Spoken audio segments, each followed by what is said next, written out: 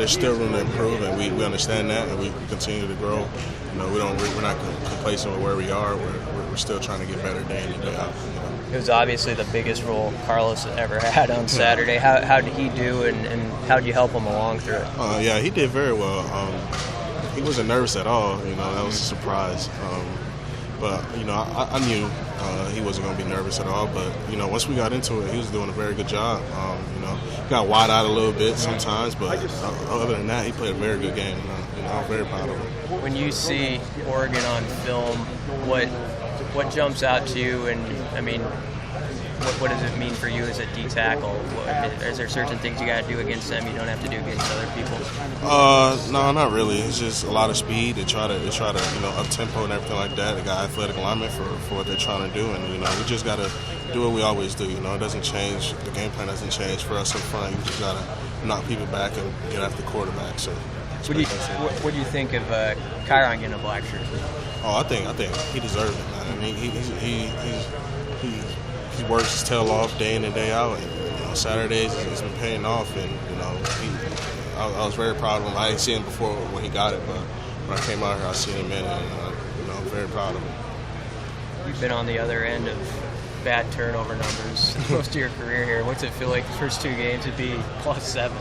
Yeah, it feels good. It's very important for us to get turnovers. Get our offense back the ball. It was crazy on Saturday, but it's very important for us to continue to get better in that aspect and continue to force turnovers. How big a deal can the crowd be in a game like this?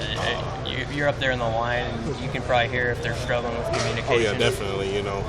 They like I said, they're up tempo, so all their stuff's going to be on sound, and they're trying to go fast. So it's going to be very important, and I'm very excited to kind of be in that environment on Saturday and kind of hear the fans. It gets frustrating for us at times because we can't hear the calls, but it's even more exciting when the offense is struggling mightily to get everything off, and they got to call timeouts and false starts and everything like that, and that really gets us going. How tough is it when you wrestle a guy for a play and then you got to get up and 6 seconds later do it all over again?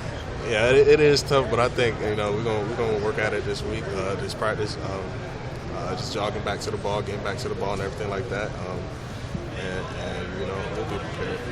Kevin, you're playing a school that, when you were growing up, they sort of probably represented the cool, right? I mean, yeah. They were. What are your memories of seeing Oregon and kind of the trend setting that they did? They done branded themselves very well, with the jerseys and everything like that. But it's not only the jerseys. They win a lot of games over there. So it's not a school that we got to take lightly. It's a big school. It's a big game, and they know how to win. Obviously, for over the past couple years. So it's going to be a very good game. Have you been getting some feedback from the guys you came up with? Obviously you didn't set a big game the other night too. Yeah, Malik texts me every game, talking shit as usual. But yeah.